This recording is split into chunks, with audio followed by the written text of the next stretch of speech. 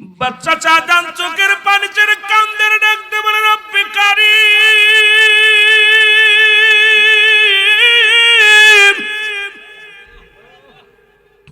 এত সাধনা করে মসজিদ বানাইলাম,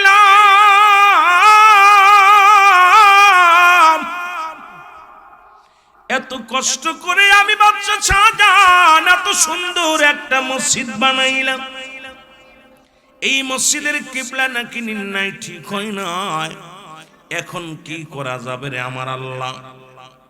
সকালবেলা ঘুম থেকে উঠে উজিরকে ডাকতে বলে, উজির,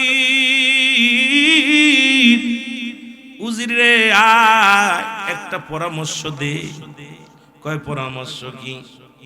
কয় এই মসজিদের কিবলা নির্ণয় ঠিক হয় নাই, এই মসজিদখানে এখন কি করে কিবলা ঠিক করা যায়। সবাই মুসলমান, যত ইঞ্জিনিয়ার ছিল, যত বৈজ্ঞানিক ছিল, সবাই বলে, হুজুর এই মসজিদ ভাঙ্গার কোনো বিকল্প নাই, হয় তেরা হয়ে নামাজ পড়তে হবে, ওই কি মুসলমান মেম্বার ছেড়ে দিয়ে মেম্বারটা ব্যাখ্যা করে ফেলে পড়তে হবে, আর না হয় এই মসজিদখানা ভেঙ্গে সোজা করতে হবে। বাদশা শাহজাহান বলে, দাঁড়াও, আমি বেঁচে থাকতে আমার মসজিদের গায়ে একটা ইট খসাইবা, আমি বেঁচে থাকতে আমার মসজিদের একটা বালু কোনা কেউ সরাইতে পারবো না। আমি বাদশা শাহজাহান আমার সামনে আমার মসজিদের গায়ে যখন হাতুড় লাগাইবা, আমি বাদশা শাহজাহান সহ্য করতে পারবো না। আজকে সেই দিল্লির বড় বড় মসজিদ গুলো ভেঙ্গে গুড়িয়ে দেয়, আইরে মুসলমান তোমাদের অন্তর কাঁদে না। বাদশা শাহজাহান সেদিন শুধু মসজিদ থাকে ও মুসলমান কিবলা নির্ণয়ের জন্য যখন ভাঙতে চেয়েছিল, বাদশা শাহজাহান বলেছিল, ও ভারতবর্ষের মানুষেরা শোনো, আমি বাদশা শাহজাহান বেঁচে থাকতে আমার মসজিদের একটা বালু কোনায় কেউ আঘাত দিলে আমি বাদশা মেনে নিতে পারবো না। মসজিদ ঘর আল্লাহর ঘর, কার ঘর? জোরে বলেন কার? এরা দিল্লির জুমা মসজিদ, দিল্লির জুমা মসজিদ নাম শুনেছেন? এই মসজিদ যারা নাম শুনেছেন বাবা, দিল্লির জুমা মসজিদ বানাইলেন একজন বাদশাহ, তার নাম হলো বাদশা শাহজাহান। জোরে বলা যাবে না মারহাবা? নাম কি? বাদশা শাহজাহান। আল্লাহ রাব্বুল আলামিনের কাছে বাদশা যখন রাজত্ব, যখন তার কাছে বিশাল ক্ষমতার মালিক আল্লাহ তারে যখন করে দিলেন, এখন তো হিন্দু রাজ্য, তৎকালীন জামানাও হিন্দু রাজ্য ছিল। তারপরে বাদশা শাহজাহান অসংখ্য আল্লাহর ওলিরা ভারতবর্ষ শাসন করেছে। জোরে বলেন মারহাবা। অসংখ্য আলেম ওলামা ভারতবর্ষের মধ্যে, অসংখ্য আল্লাহর ওলিরা ভারতকে শাসন করেছে। আর মুসলমানদের কিছু ভুলের কারণে আজকে আমরা তাদের কাছে পরাধীন হয়ে আসি।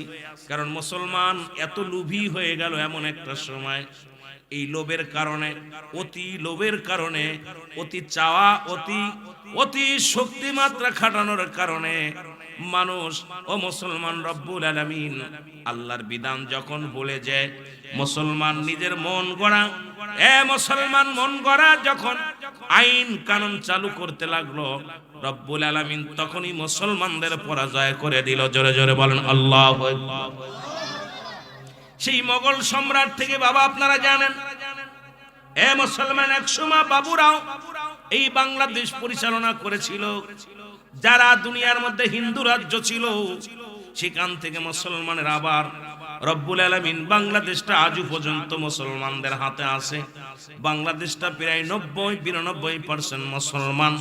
তারপরও ইসলামী কোনো শাসন নাই, কোরআনের কোনো আইন নাই, হাদিসের কোনো আইন নাই।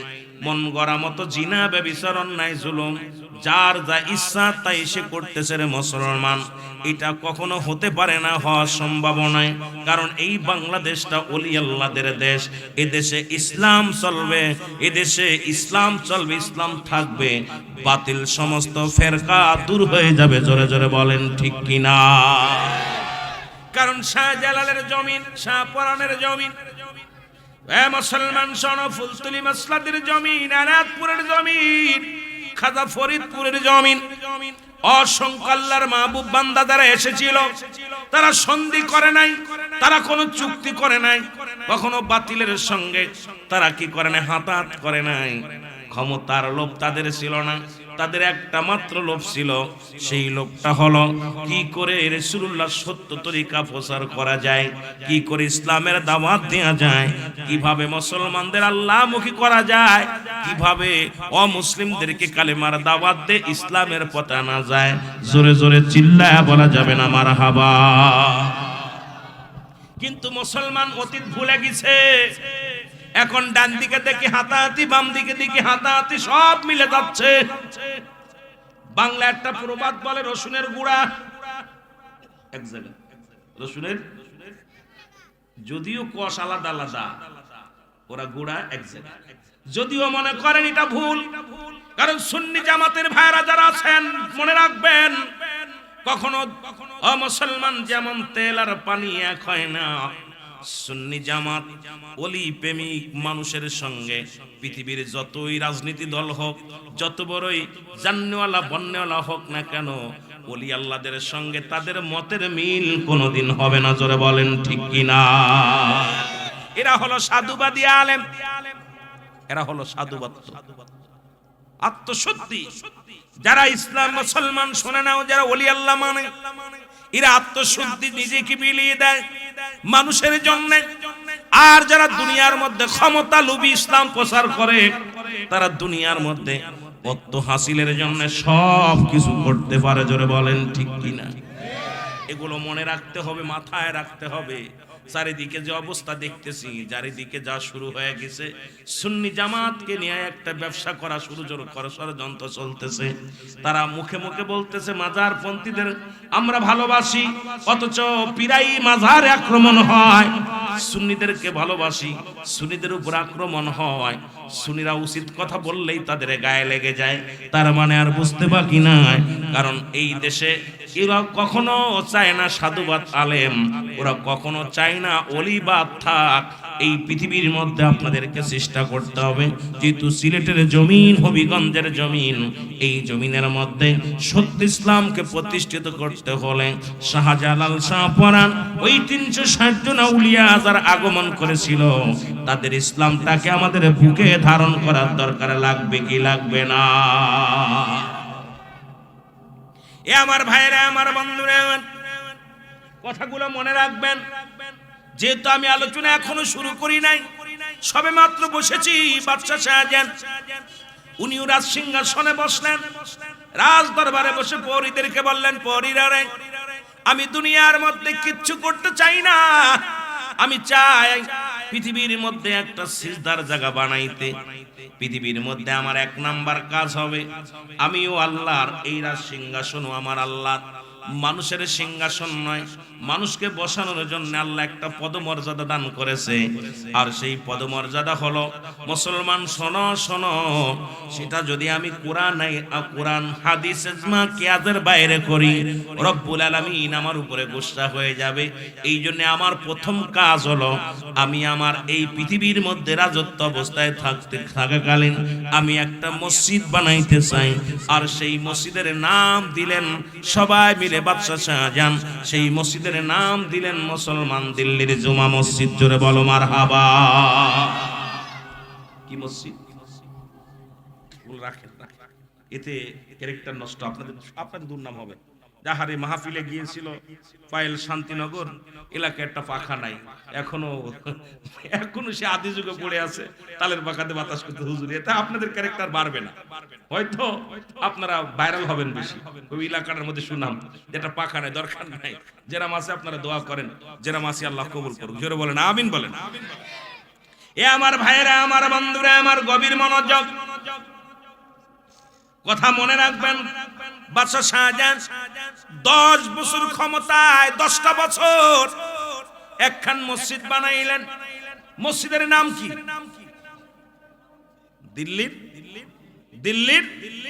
দিল্লির জুমা মসজিদ। মারহাবা বলেন না?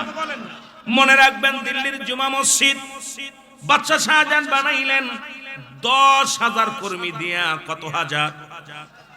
10,000 কর্মী দিয়া দীর্ঘ 10টা বছর সাধনা করে ও মুসলমান, এমনকি প্রতিদিন যখন কাজে আসতো মিস্ত্রিরা, এক এক খতম কোরআন শরীফ ফজরের নামাজ বাদে এক এক খতম কোরআন শরীফ হাফেজদেরকে পড়ানো হতো, আর কাজ শুরু হতো। খতম কোরআন শরীফ না পড়ে কাজ হতো না।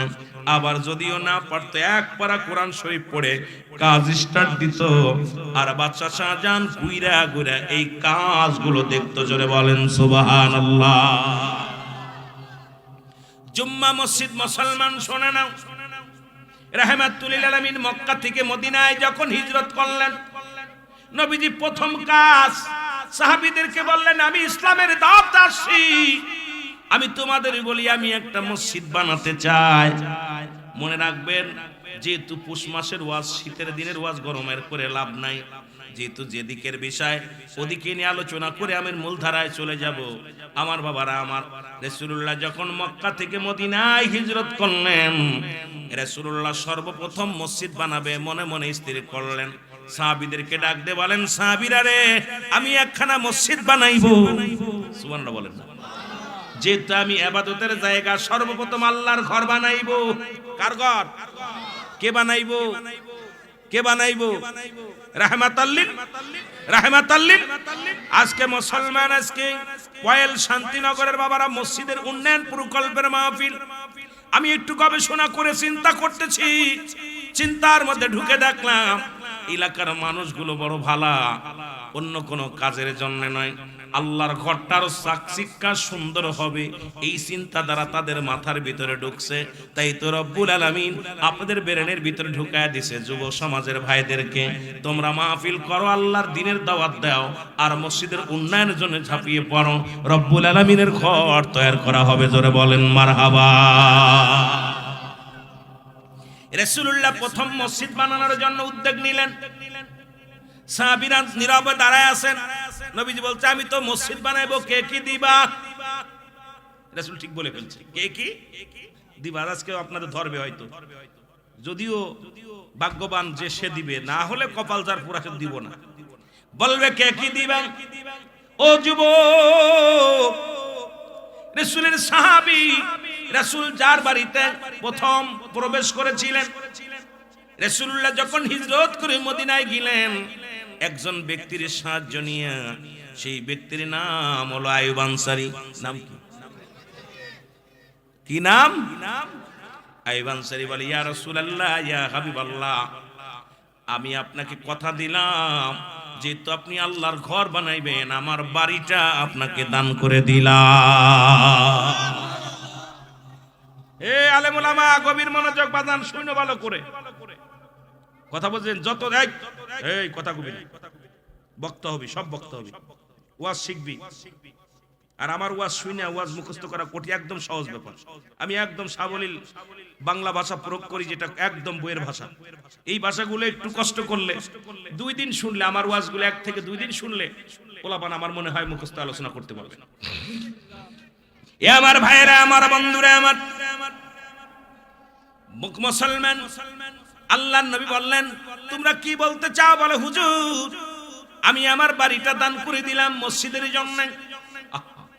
রাসূলকে আশ্রয় দিলেন যিনি, রাসূল যখন মক্কা থেকে মদিনায় হিজরত করে গেলেন, আমার নবীকে প্রথম আইয়ুব আনসারী বলছেন, আবু আইয়ুব আনসারী, উনি সর্বপ্রথম ওনার বাড়িতে জায়গা দিলেন। রাসূল গো, আপনি মদিনায় আসছেন, আপনি তো কারু চেনেন না, মদিনায় আপনার কোনো আত্মীয়স্বজন নাই, মদিনায় আপনাকে দেখা শোনার জন্য কেউ তো নাই। ইয়া রাসূলুল্লাহ, ইয়া হাবিবাল্লাহ, আজ থেকে আপনার সিকিউরিটি হিসেবে আপনার সমস্ত দায়িত্ব আমি আইয়ুব আনসারী নিলাম। জোরে বলা যাবে না মারহাবা। রাসূলকে কত ভালোবাসছে, কাফেলা শুদ্ধ। আমরা তো একজন মেহমান গেলে মুখটা বেজার হয়ে যায়। রাসূল সাহাবীদের নিয়ে কাফেলা করে যখন হিজরত করলেন, রাসূলকে পেয়ে আইয়ুব আনসারী, আবু আইয়ুব আনসারী এত খুশি হয়েছে, ইয়া রাসূলুল্লাহ, আমার বাড়ির মধ্যে থাকবেন।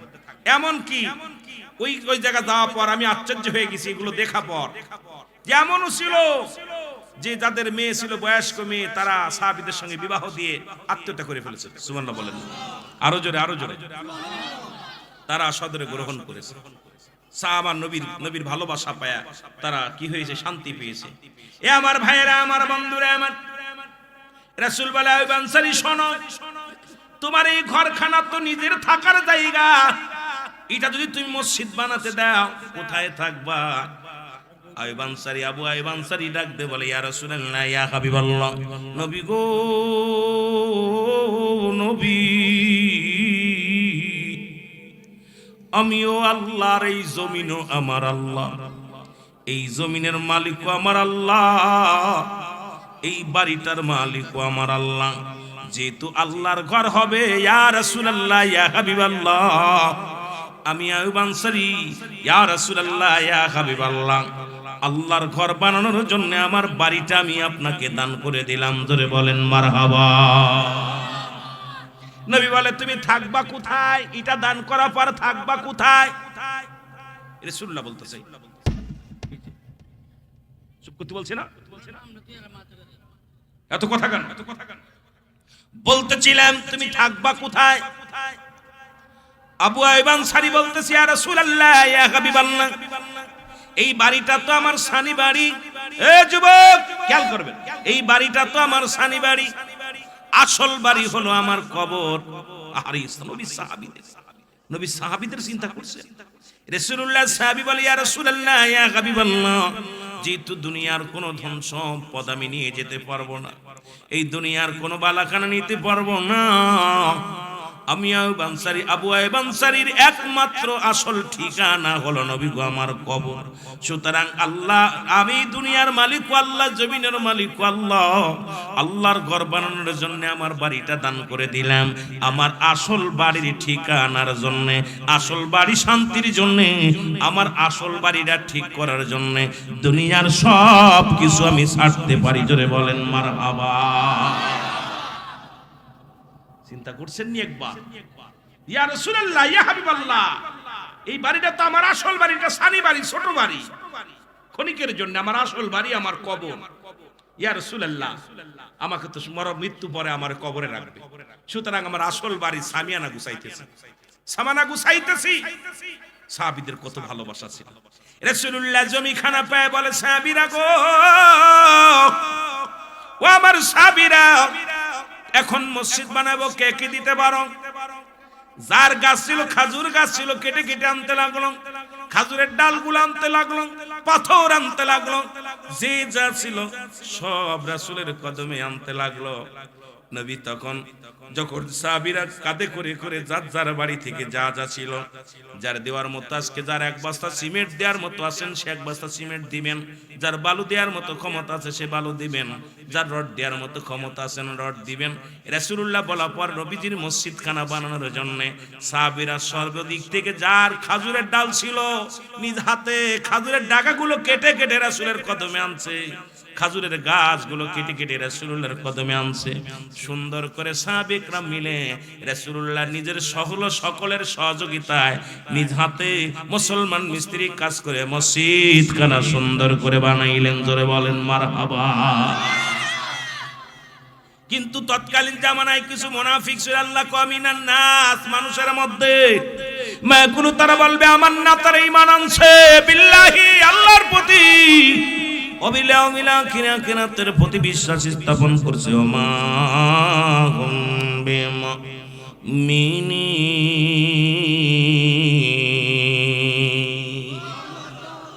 মুনাফিক তো সব জায়গায় আছে, আজকে এখানেও মুনাফিক আছে। যদিও আপনাদের ভিতরে আমি সবাইকে বলবো না, অনেকে চিন্তা করতে রুহুল আমিন সাহেব মনে হয় কালেকশন করবে বলে হুজুর তো আমাদের কাছে নেওয়ার জন্য ওয়াজ শুরু করে দিস, মনে মনে বলতে।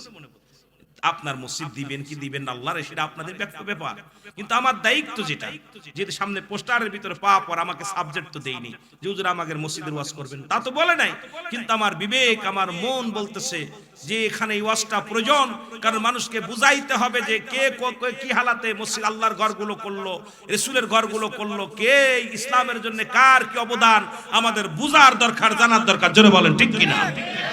এ আমার ভাইয়েরা, আমার বন্ধুরা, আমার রাসূলকে বললেন হারেস, হারেস শব্দের অর্থ হলো লুবি। রাসূলকে লুবি বলে সবাই সাহাবীরা যখন যার বাড়িতে খাজুরের ডাল ছিল খাজুরের ডাল কেটে আনে, গাছ কেটে আনে, পাথর আনে, সবকিছু কেউ কাদামাটি দিয়া সুন্দরভাবে মসজিদখানা বানানোর জন্য সব পঙ্গপালের মতো ছুটে আসলো। রাসূলকে বলে হারেস, নবীকে লুবি বলে ডাক দিতে লাগলেন। আমার নবী চোখের পানি পড়ে। জিবরিল আমিন ডাক দিয়ে বলে হুজুর আপনি কেন কাঁদেন, আপনার চোখে কেন পানি? আমার নবী কয় ও জিবরিল তুমি কি শুনতে পাও না, মদিনার সব মানুষের আমাকে হারেস বলে ডাক দেয়, আমাকে লুবি বলে ডাক দেয়। আমার নবী ডাক দেখো, আমার নবী বলে আমার তোমরা শুনতে পাও কি না?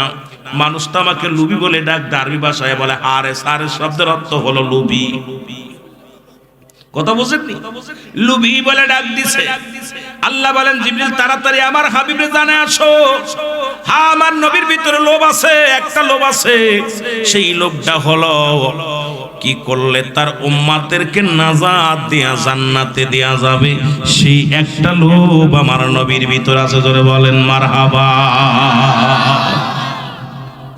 হ্যাঁ নবী আপনার ভিতরে লোভ আছে, সেই লোভটা আমি আল্লাহ দিয়ে দিছি। কোন ভাবে? যে কোন কাজ করলে, কোন ভালোবাসা দিলে আপনার উম্মতিরা নাজাত পাবে, এই ভালোবাসাটা আপনার, এই লোভটা আছে। কেন আপনি কখনো জাহান্নামে কাউকে যাইতে দিবেন না। জাহান্নামের গেটে যে দাঁড়ায়া যাবেন, ইয়া রাসূলুল্লাহ ইয়া হাবিবাল্লাহ, কোন উম্মত আপনার সামনে জাহান্নামে গেলে আপনি সহ্য করতে পারবেন না, আপনি সিজদায় পড়ে কাঁদবেন। এই জন্য তো আমি আল্লাহ আপনাকে শুধু মক্কা মদিনার মানুষ হারেস বলে নাই, আমিও বলেছি হারেস, কারণ আপনার ভিতরে লোভ আছে। সেই লোভটা হলো জাহান্নাম বন্ধ করে জান্নাত খানা আপনার উম্মতের জন্য ভিক্ষা চাওয়া। জোরে বলেন মারহাবা। দেখছেন আল্লাহ কত ভালোবাসে। উরা নবীরে লুবি বইলা ডাক দিছে। আল্লাহ কা হাবিব আপনি টেনশন করেন কেন, কাঁদেন কেন? হ্যাঁ আপনার ভিতরে লোভ আছে, সেই লোভটা কি? আজকে অনেক মুনাফিকরা বলতে পারে যে কমিটির লোক, এদের লাভ আছে এই জন্য মাহফিল করছে। কথা আছে না এরকম কিছু মুনাফিক আছে যে আজকে যুব সমাজ মাহফিলের জন্য এত খেপলো, নিশ্চিত এরা মনে হয় কোনো মালটাল কামানোর দান্দা আছে। হ্যাঁ ওদের ভিতরে একটা লোভ আছে। সেই লোভটা হলো যদি কিছু হাদিয়া তহবা বাঁচাইতে পারে, তাদের ওসিলায় যদি মসজিদের একটা খুঁটি হয়, মসজিদের একটা দরজা হয়, মসজিদের একটা বারান্দার একটা খুঁটি হয়, এক বছর সিমেন্ট হয়, আল্লাহর আদালতে বলতে পারবো আল্লাহ আমরা যুবক মানুষ এলাকার মধ্যে মসজিদ বানানোর জন্য উদ্যোগ নিয়েছিল, আমরা পাগলেরা টাকা দিতে পারি নাই, তবে মাহফিল করে আমরা ভাইদের কাছ থেকে সাহায্য সহযোগিতা নিয়ে তোমার গড্ডা বানাইছি। আল্লাহর আদালতে জবাব দিতে পারবে। জোরে বলেন ঠিক কিনা? ওদের ভিতর আছে এই লোভটা। ঠিক কিনা? ঠিক কিনা? কিন্তু মুনাফিকরা মনে মনে কইতেছে কি স্বার্থ আছে রে, যে যা বলে বলো, প্রয়োজন নাই। যুবকরা তোমরা এগিয়ে যাও, কারণ যুবক বয়সে হবে জান্নাতি। 18 বছরের যুবক আর 16 বছরের যুবতী আজকে যুব সংগঠনের উদ্যোগে আজকে মসজিদ উন্নয়ন প্রকল্পের মাহফিল। শুধু মসজিদ না, এলাকা রাস্তাঘাট উন্নয়ন প্রকল্পে, মাদ্রাসা উন্নয়ন প্রকল্পে, নারী ভূমিকার যে অবিবাহিত মেয়েদেরকে বিবাহ দেওয়ার জন্য তোমরা এই কমিটি এগিয়ে যাবা, সবসময়ের জন্য সাহায্যের হাত বাড়াবা। দেখবা তোমরা 10 জন তোমাদের সাথে আছে, রব্বুল আলামিন তোমাদের পাশে আছে, মদিনা ওয়ালার ওই হাত মোবারক তোমাদের সাথে আছে। জোরে বলেন ঠিক কিনা?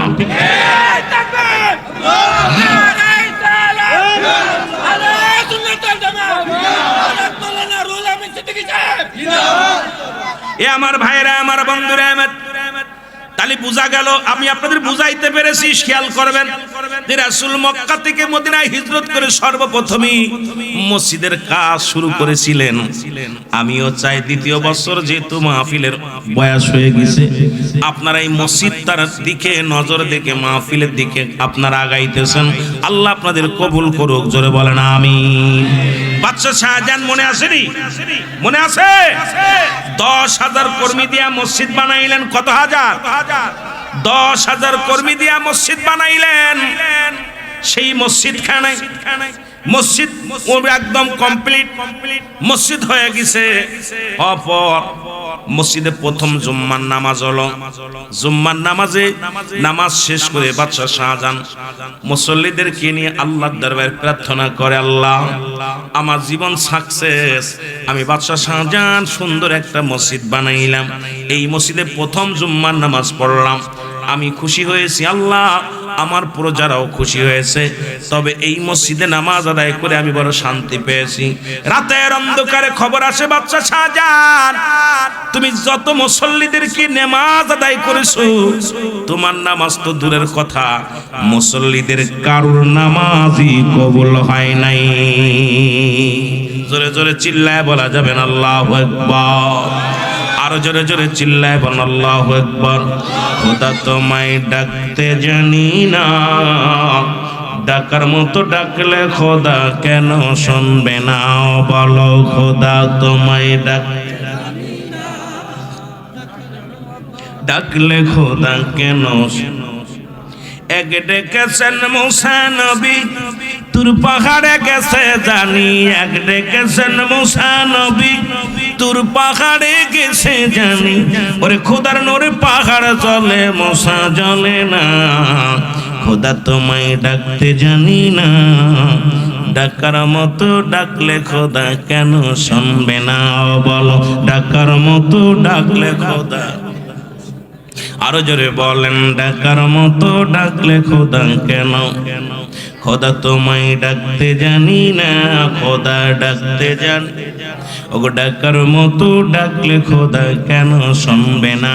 বলো ডাকার মতো।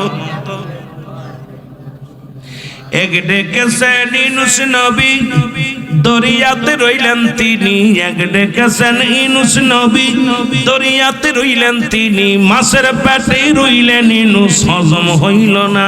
বলো মাছের পেটে রইলেন ইউনূস। খোদা তোমায় ডাকতে জানি না, ডাকার মতো ডাকলে খোদা কেন শুনবে না? বলো ডাকার মতো ডাক। খোদারে যদি ভালোভাবে ডাকতে পারো তো মুসলমান, একবার ডাক দেওয়ার সঙ্গে সঙ্গে তোমারও ডাকতে নিবে রুল আমি নাই। এমন ভাবে ডাকছি দুনিয়ার জল্পনা কল্পনা দূরে ফেলে দিয়া খোদাকে যদি সেই মহব্বত করে মায়া করে ডাকতে পারো, রব্বুল আলামিন ডাক দেওয়ার সঙ্গে সঙ্গে রব্বুল আলামিন তোমার হয়ে যাবে। ধরে বলেন ঠিক কিনা? খোদা তোমায় ডাকতে জানি না, খোদা ডাকার মতো ডাকলে খোদা কেন শুনবে না? বলো ডাকার। এক ডেকেছেন ইব্রাহিমে নমরুদের আগুনে ফেললে, এক ডেকেছেন ইব্রাহিমে নমরুদের আগুনে ফেললে। আগুন হইল ফুল বাগিচা, পশম পড়ে না। বলো আগুন হইল ফুল বাগিচা। খোদা তোমায় ডাকতে জানি না, ডাকার মতো ডাকলে খোদা কেন শুনবে না?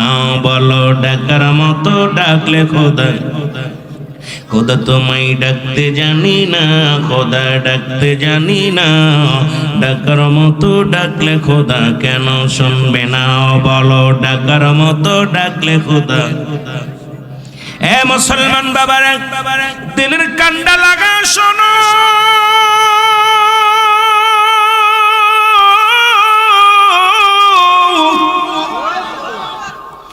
গভীর রাতে ডাকতে বলে বাচ্চা শাহজাহান,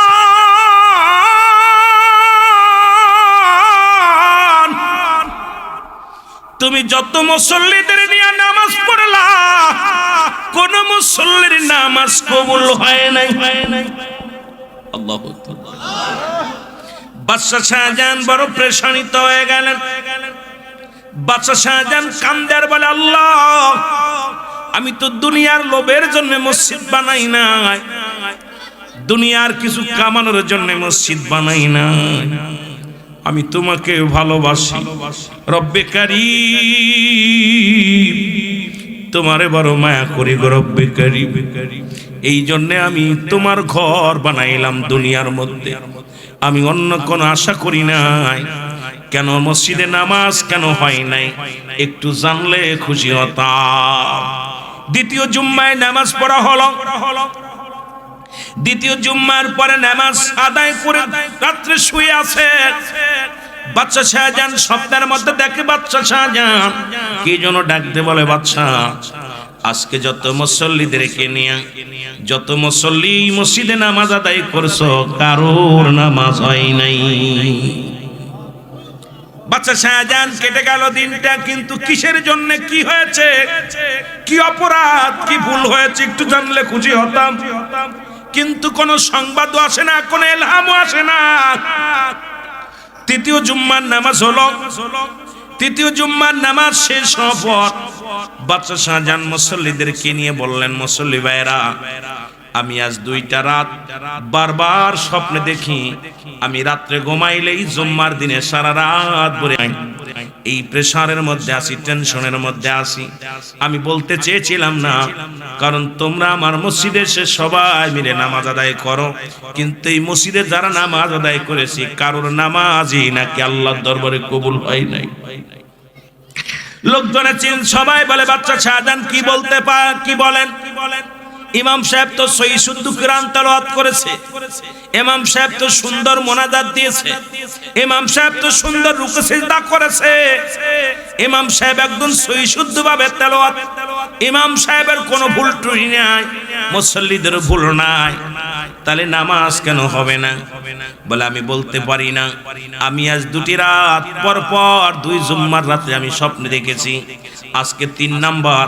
যদি আজ থেকে যদি সেই স্বপ্ন আমি দেখি, তাহলে তোমাদেরকে বলতেছি আগামী জুম্মায় আর নামাজ এই মসজিদে কেউ আসবে না। এ মুসলমান, গভীর মনোযোগ। গভীর রাত হয়ে গেল, স্বপ্নের মধ্যে ডাক দে বাদশা শাহজাহান, আজকেও যত মুসল্লি নামাজ আদায় করেছে কারুর নামাজ আল্লাহর দরবারে কবুল হয় নাই। বাদশা শাহজাহান চোখের পানি স্বপ্নের মধ্যে বলতেছে, হুজুর কে গো, আমার এই স্বপ্নটা দেখাই না, একটু দয়া করে আমারে বলে দেন কি অপরাধ আমার? আমার মসজিদের অপরাধ নাকি আমার অপরাধ, না আমার মুসল্লিদের অপরাধ, না ইমাম সাহেবের অপরাধ? একটু বললে আমি খুশি হতাম, একটু দয়া করে বলে দেন। স্বপ্নের মধ্যে ইলহামে শব্দ শুনতে পায়, বাদশা শাহজাহান তুমি যে মসজিদখানা বানাইলা এই মসজিদের কিবলা নির্ণয় হয় নাই, সুতরাং শরীয়তের কিবলা হলো কাবা, দুজানের কিবলা রাহমাতাল লিল আলামিন, মুনাজাতের কিবলা আরশে আজিম। এ বাদশা শাহজাহান তুমি যে মসজিদ বানাইছো এটা কোন সাংবাদিক দিয়ে ইঞ্জিনিয়ার দিয়ে নয়, বৈজ্ঞানিক দিয়া তুমি ভালো করে মাপ করো নাই, সুতরাং কিবলা নির্ণয় ঠিক হয় না, একটু ঘুরে গেছে, সব মানুষ কিবলার দিকে সিজদা না দিয়া অন্য দিকে সিজদা লাগায় গেছে, এই কারণে তোমার মসজিদের মুসল্লিদের নামাজ হবে না। জোরে জোরে চিল্লায়া বলা যাবে না মারহাবা। স্বপ্ন দেখছে শরীয়তের কিবলা হলো কাবা, নামাজের কিবলার নাম কি? কাবা। দুজানের কিবলা রাহমাতাল লিল আলামিন, মুনাজাতুর একটা কিবলা আছে আরশে আজিম। আর যারা পীর মুরিদি করেন এদেরও একটা কিবলা আছে। ও মুসলমান শুনে নেন, যারা তরিকা জগতে আছেন তাদের কিবলাটা হলো আপন আপন পীর কিবলা, মুরিদের কিবলা হলো স্বয়ং পীর কিবলা। জোরে বলেন মারহাবা। রাবিয়া বসরি মুসলমান, রাবিয়া জিগায় কাবা মাই কাবা, কাবা রে ও কাবা আমার কিবলা তো তুই, তোর কি কোনো কিবলা আছে? সুবহানাল্লাহ বলেন না। কাবার জিগাইতেছে কাবা আমার তো কিবলা তুমি, তোমার কোন কিবলা আসেনি জানতেছে আমি রাবিয়া। রাবিয়াকে জবাব দেয় কিবলা, ও কাবা জবাব দেয় ও রাবিয়া, শুনে নাও শুনে নাও, তোমার কিবলা আমি, আমারও একটা ভালোবাসার মানুষ আছে, আমার কিবলা এত মর্যাদা এত দাম কিসের জন্য হলো? রাবিয়া শোনো, আমার কিবলার নাম হলো রাহমাতাল লিল আলামিন, যার কারণে আমি কিবলার এত মর্যাদা, যার কারণে আমি কিবলার এত দাম, যার কারণে আমি কিবলার এত সম্মান বাড়ছে, শুধু আমার সেই ভালোবাসার মানুষটার নাম শুনে রাবিয়া, যার কারণে আমি কিবলার এত মর্যাদা বাড়ছে, যার কারণে আমি কিবলার এত দাম বাড়ছে, সেই শর্তটা আমি কিবলার শর্ত হলো স্বয়ং মদিনাওয়ালা, তুমি মদিনাওয়ালা, তুমি তরানোওয়ালা, তুমি মদিনাওয়ালা, তুমি কামলিওয়ালা, নবী কামলিওয়ালা, নবী তোরা, তোমার তুলনা তুমি, তোমার তুলনা তুমি, সল্লাওয়ালা, নবী কামলিওয়ালা, নবী তরানোওয়ালা, নবী কামলি, নবী তরানোওয়ালা, নবী কামলিওয়ালা, নবী তরা। গাই যত ফেরেশতা কুল আপনারই গুণগান, গাই যত মাখলুকাত আপনারই গুণগান। আপনার নাই তুলনা জমিন আসমান, হায় আপনার নাই তুলনা জমিন আসমান। নবী তরানওয়ালা, নবী কামলিওয়ালা, নবী কামলিওয়ালা, নবী তরানওয়ালা। তোমার তুলনা তুমি সল্লাওয়ালা, বলো তোমার তুলনা তুমি সল্লাওয়ালা। নবী কাম নবী তরানওয়ালা, নবী কাম। এ দুনিয়ার মুসলমান গভীর মনোযোগ।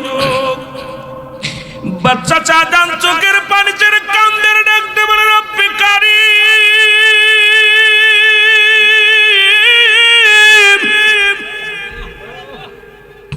এত সাধনা করে মসজিদ বানাইলাম,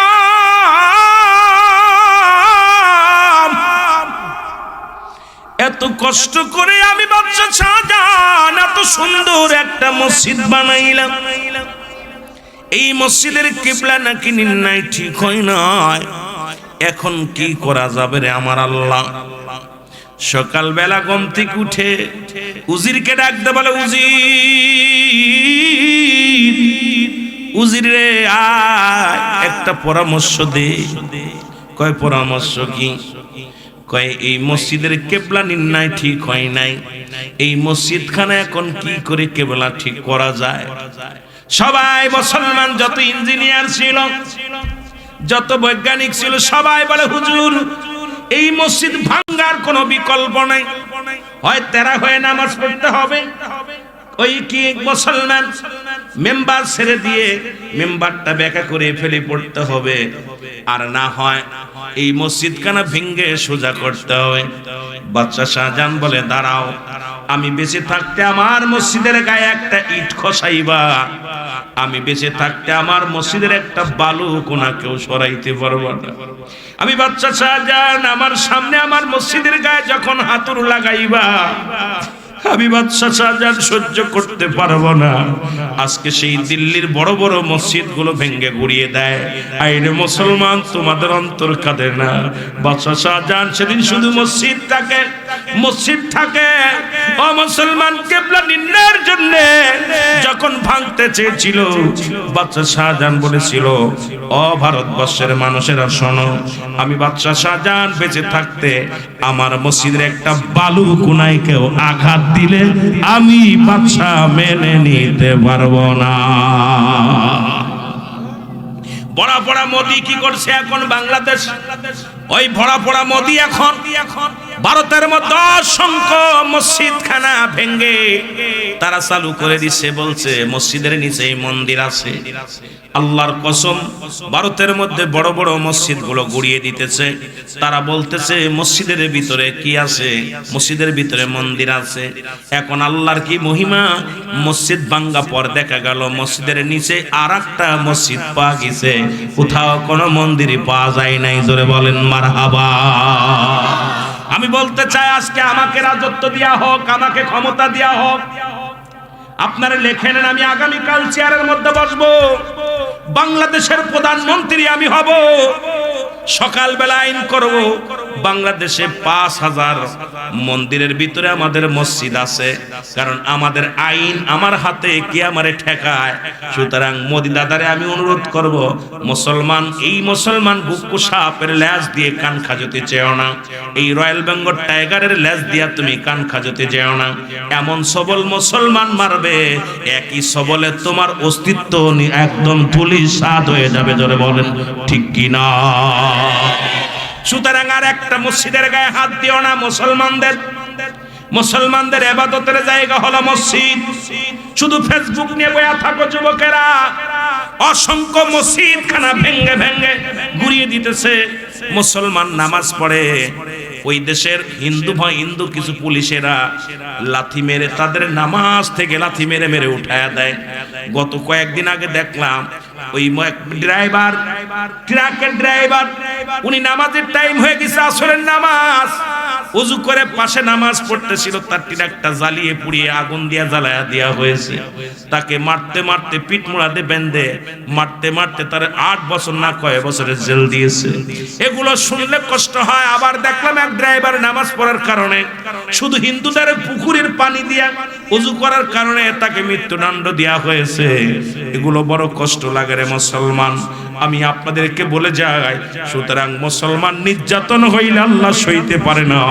আমি আপনাদের কবিগঞ্জের যুবকদেরও বলবো, তোমরাও সজাগ থাকো। কোন মুসলিমের উপরে যখন আঘাত আসবে, তুমি যদি নীরবতা পালন করো, তোমার মতো মুনাফিক আর দুনিয়ায় কেউ নাই। জোরে বলেন ঠিক কিনা?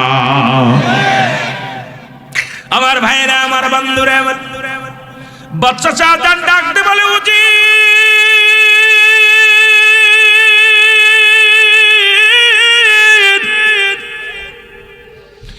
ওরে, আমি বেঁচে থাকতে আমার মসজিদের গায়ে কেউ আঘাত করলে আমি মেনে নিতে পারবো না।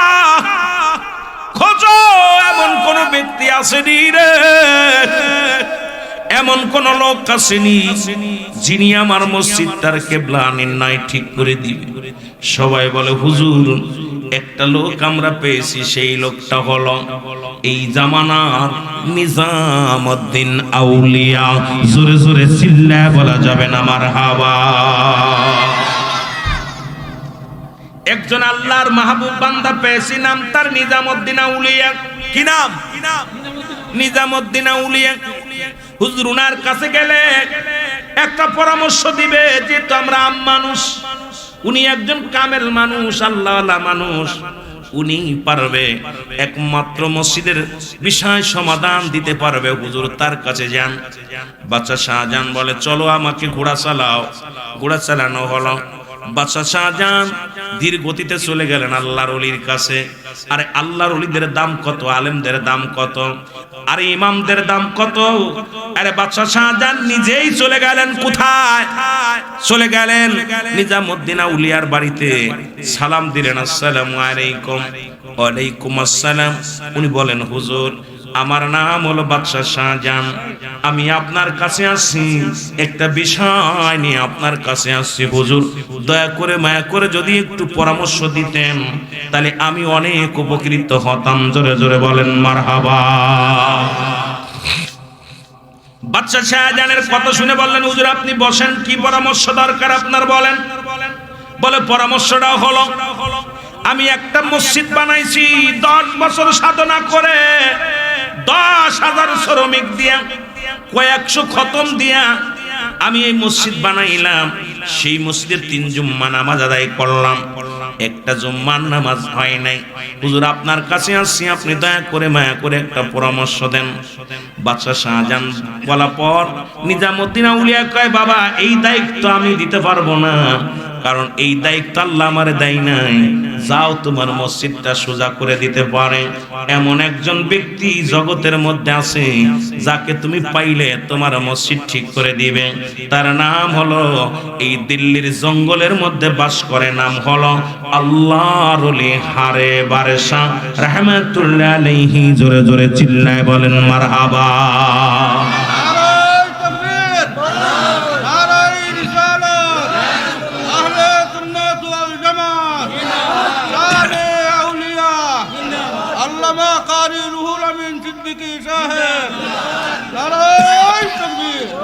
আমার ভাইরা, আমার ওলিদের কাছে ওলিদের যোগাযোগ স্বর্ণকারে, সোনা সেনে, লোহা সেনে, কামারে, দুধে চিনি মেশে, পানি মেশে, লবণে।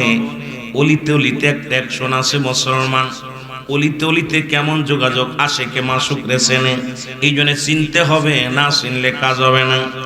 বলেন হুজুর এই দায়িত্ব অমুক আল্লাহর ওলির আছে, যদি আপনি খুঁজে পান আপনার এই মসজিদটা উনি পারবে একমাত্র সমাধান দিতে। বাড়ি আসলেন ফিরে বাদশা শাহজাহান, রাজ দরবারে ফিরে আসলেন, ডাকতে বলে, উজি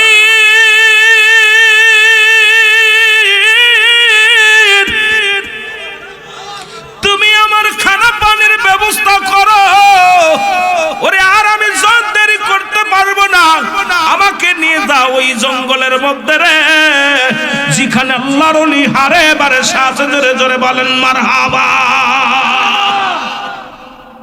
হুজুর তাড়াতাড়ি খানা ব্যবস্থা পানির ব্যবস্থা করলেন, দিয়া বলে হুজুর রওনা হয়ে গেল। সাথে কোনো লোক নিলেন না, কয় আমি যদি মারা যাই আমার দাবি দেওয়া ছেড়ে দিবা, আমি জঙ্গলে চললাম। আল্লাহর মুসলমান শোনো, আল্লাহর মাহবুব বান্দারা শোনো, বাদশাহ শাহজাহান দিল্লির জঙ্গলে রওনা হয়ে গেলেন। ঘুরতে ঘুরতে পুরো জঙ্গলের মধ্যে দেখে বাঘ, ভাল্লুক, কত ভয়ঙ্কর প্রাণী। বাদশাহ শাহজাহান অন্তর ভিতরে ভয় লাগে, জীবনে কোনোদিন একা একা জঙ্গলে আসি নাই। উজির মন্ত্রী কত প্রহরীদারদেরকে নিয়ে সঙ্গে এসেছি, আজকে এই গভীর জঙ্গলে একা একা, না জানি আমি দুনিয়া থেকে বিদায় হয়ে যায়। কিন্তু একটা বাঘ বল্লুক, একটা ভয়ঙ্কর প্রাণী মুসলমান বাদশাহ শাহজাহানের দিকে তেড়ে যান নাই। বাদশাহ শাহজাহানকে দেখে মনে হয় বাদশাহ শাহজাহান বলে আমাকে যখন দেখছে আমার মন বলে দিল্লির সমস্ত প্রাণীগুলো আমার দেখে মাথা নোয়া দিছে। জোরে জোরে বলেন মারহাবা। যে আমি অন্যদিন আসলে সব আমাকে দেখে ভয়ে পালায়, আমি একাধিকবার দিল্লির জঙ্গলে আসছি, তখন আমার সৈন্যদেরকে নিয়ে আমি হরিণ শিকারি করতে এসেছি, শিকার করতে এসেছি, কিন্তু আমাকে দেখলে দৌড়াই ফেলে। আজকে যত প্রাণীগুলো দেখি সবাই আমার দিকে তাকায় তাকায় দেখে। আমি আশ্চর্য হয়ে গেলাম যে ঘটনাটা কি। কেউ তো বাঘগুলো যেখানে দাঁড়ায় সেখানে দাঁড়াই আছে, হরিণগুলো দাঁড়ায় আছে, পশু যত পশুগুলো দেখলাম সবাই আমার দিকে কেন যেন ছাতক পাখির মতো তাকায় আছে। আল্লাহু আকবার বলো। বাদশাহ শাহজাহান বলে আমি ঘুরতে ঘুরতে ঘুরতে ঘুরতে পাইলাম আল্লাহর ওলির সন্ধান। দেখি এক পাগল জঙ্গলের মধ্যে, গায়ের লোম এত বড় বড়, সমস্ত গার পশমে তার দেহখানা ঢাকা, সিজদায় পড়ে কান্দে আল্লাহ, আর কতদিন আমি জঙ্গলায় কাটাইব, চলে যাওয়ার সময় হয়ে গেল, এখনো তো শোয়ার জায়গার সমাধান পাইলাম না।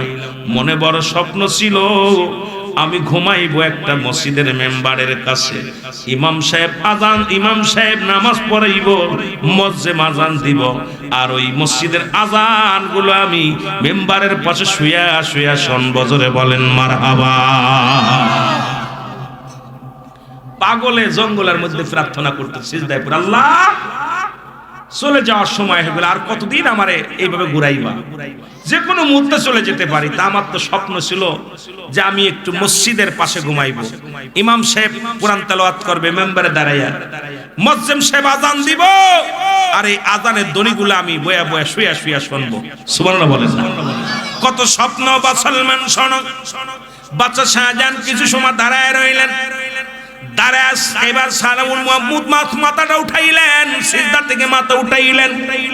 বাদশাহ শাহজাহান সালাম দেয়, আসসালামু আলাইকুম। কয়বার ফকির দরবেশ মুসল্লার উনি হারে বারে সব উত্তর দেয়, ওয়ালাইকুম আসসালাম। আপনি বুঝি বাদশাহ, দিল্লির বাদশাহ, বাদশাহ শাহজাহান? আপনি কি দিল্লির বাদশাহ শাহজাহান? আল্লাহর ওলি যখন সালাম উত্তর দিয়া বললেন, বাদশাহ শাহজাহান ডাকতে বলে, হুজুর আমি তো একজনের খোঁজার জন্য আসছি গো, আর সপ্তাহ কেটে গেল তারে পাইলাম না, আর আপনি আমাকে দেখেই চিনে ফেললেন আমি দিল্লির বাদশাহ। এবার আল্লাহর ওলি ডাক দে কয়, বাবারে আমি কেন চিনব না, যেহেতু দিল্লির এই জঙ্গলটা আপনার, আপনি শাসক, আপনার জঙ্গলেই তো আমি বাস করি, সুতরাং আপনাকে যদি না চিনি কেমনে আপনার রাজ্যে আমি থাকি? বাবা আমি আপনারে চিনি, আপনি দিল্লির বাদশাহ, বর্তমান বাদশাহ, আপনার নাম বাদশাহ শাহজাহান। জোরে জোরে চিল্লায় বলা যাবে না মারহাবা। বাদশাহ শাহজাহান আশ্চর্য হয়ে গেছে, আইরে জঙ্গলের ভিতর থাকে, আমার নাম জানে। বলে হুজুর এবারে ডাক দে, বলে আল্লাহর ওলি ডাক দে, বলে আপনি কাকে খোঁজেন? আমি খুঁজতেছি একজন আল্লাহর ওলি, তার নাম। বলে কারে খোঁজেন বাবা, নামটা কি?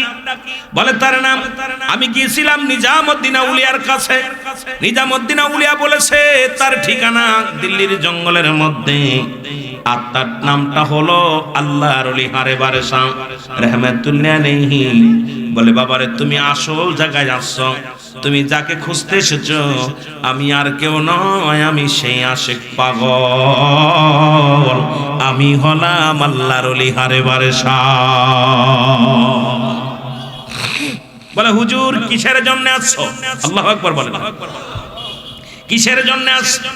কিসের জন্য আসছো? বলে হুজুর এই কারণ, আমি একটা মসজিদ বানাইছি, এই মসজিদটা আমি 10 বছর সাধনা করে মসজিদখানা বানাইলাম, 10,000 কর্মী দিয়া, 10,000 কর্মী দিয়া, এবং মুসলমান কোরআন খতম করে আমি মসজিদখানা বানাইলাম।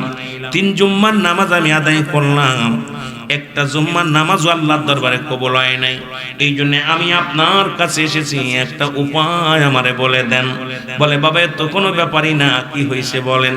কয় সবাই তো বলে মসজিদটা ভেঙে দিতে। কয় দেন ভেঙে দে, মসজিদটা ভেঙে দেন। কয় হুজুর মসজিদে যদি আঘাত করে আমার কলিজাটা ভেঙে যাবে, আমি বেঁচে থাকতে আমার মসজিদের এক চুল পরিমাণ ক্ষতি হোক, একটা মুসলমান বালু কোনা পর্যন্ত আমার সামনে থেকে কেউ সরাইতে পারবে না। জোরে বলেন মারহাবা। এবার আল্লাহর ওলি হারে বারে শাহ বলে বাবা মসজিদ তো ধাক্কা দিলেই সরে যায়, এবার ভাঙ্গা লাগেনি। সুবহানাল্লাহ, এ তো ধাক্কা দিলেই চলে যায়। বলার পর বলে হুজুর আপনি চলেন আমার মসজিদটা ঠিক করে দিবেন। কই মসজিদ আমি ঠিক করে দিতে পারি, শর্ত একটা আছে। শর্তটা হলো আপনার এই মসজিদের মেম্বার যেখানে ইমাম সাহেব নামাজ আদায় করে, ওর সামনে একটা জায়গা আছে, ওই জায়গাটার মধ্যে যদি আমারে দাফন দেন, যদি আপনি কথা দেন আমি ইন্তেকালের পরে আপনার এই মসজিদের মেম্বারের সামনে যদি আমারে দাফন দেন, তাহলে আপনার মসজিদটা আমি ধাক্কা দিয়ে সরাইয়া দিব। জোরে বলেন মারহাবা। বাদশা শাহজাহান বলে হুজুর আমার মনে বড় স্বপ্ন ছিল ওই জায়গায় আমি ঘুমাইব, বড় স্বপ্ন ছিল ওখানে আমি ঘুমাইব, এখন আপনি দাবি করলেন। ডাকতে বলে বাবা তাহলে তুমি যাও, আমি যাব না। কয় হুজুর ঠিক আছে আমি আপনাকে নিয়ে যাব, চলেন। এবার বাদশা শাহজাহান আল্লাহর ওলি হারে বারে শাহকে নিয়ে চলে আসলেন কোথায়? দিল্লি চলে আসলেন। এসে ডাকতে বলে উজির রে তাড়াতাড়ি সবাইকে জানিয়ে দাও আগামী জুম্মার নামাজ আমার মসজিদে হবে, আর এই মসজিদের কিবলা নির্ণয় করার জন্য আমি এমন একজন ব্যক্তিকে আনছি যে ব্যক্তি হাত দিয়ে ধাক্কা দিয়ে মসজিদ সোজা করে দিবে। জোরে বলেন সুবহানাল্লাহ।